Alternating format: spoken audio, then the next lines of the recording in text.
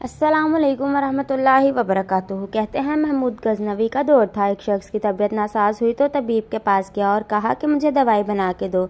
तबीब ने कहा, दवाई के लिए दो चीज़ें दरकार हैं। सबसे पहले सवा शहद के, तुम अगर शहद कहीं से ला दो तो मैं दवाई तैयार किए देता हूँ। इत्तफाक से मौसम शहद का नहीं था।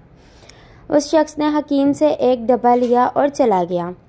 लोगों के दरवाजे खटखटाने लगा, मगर हर जगह मायूसी हुई।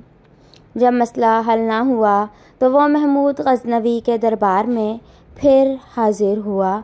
कहते हैं वहाँ अयाज ने दरवाज़ा खोला और दस्तक देने वाले की रोदात सुनी।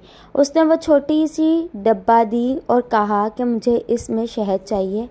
अयाज ने कहा, आप तशरीफ़ रखिए, मैं बादशाह से पूछ के बताता हूँ। अयाज वो डिबिया लेकर बादशाह के सामने हाजिर हुआ और अर्ज़ की कि बादशाह सलामत, एक साइल को शहद की ज़रूरत है।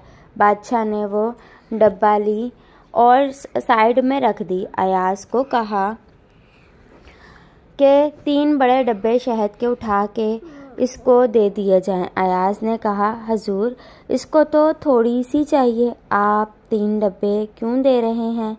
बादशाह ने अयाज को कहा, अयाज वो मज़दूर आदमी है, उसने अपनी हैसियत के मुताबिक मांगा है।